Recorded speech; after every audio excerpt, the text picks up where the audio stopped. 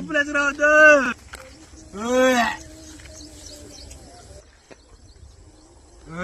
ఏమి కూర్చో, ఏమైంది చెప్పు, మీ ప్రాబ్లం చెప్పు.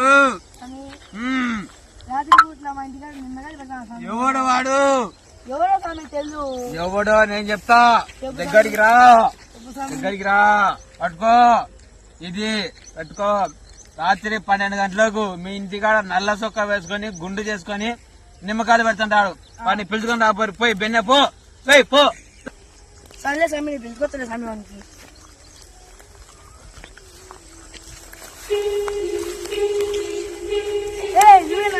బ్లాక్ కలర్ టీషర్ట్ గుండు నువ్వేనా మంచి వాడు చెప్పు వేసుకున్నా సరే. స్వామి వచ్చాడు స్వామి. స్వామి కుంకుమ ఇచ్చి ఎందుకో అరబెట్టు కుంకుమ. నువ్వు ఎందుకురా అందరి ఇండ్ల ముందు నిమ్మకాయలు పెడుతున్నావు? నువ్వే సార్ నా మొదలో నేనే పెడతా నిమ్మకాయలు చెప్పు.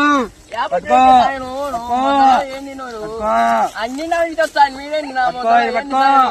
నువ్వు ఎందుకు అందరి ఇండ్ల ముందు నిమ్మకాయలు పెడుతున్నావు చెప్పు.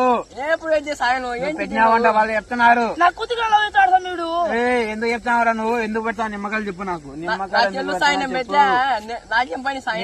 దోషం పోవాలంటే మీ దోషం పోవాలంటే ఏడని బలి ఇవ్వాల, ఒక ఏడని బలి ఇవ్వాల.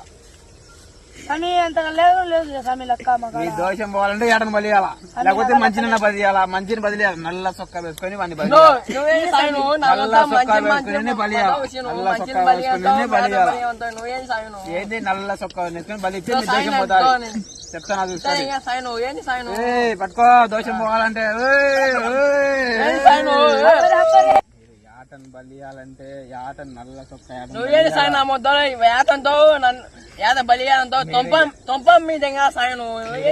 బలియాల. ఇప్పుడు యాటను బలిచ్చి మీ దోషం పోతాయి. యాటను బలియాలా, యాటను బలిచ్చి మీ దోషం పోతాయి. యాటను బలిచాలి, యాటను బలియాల, మీ దోషం పోతాయి.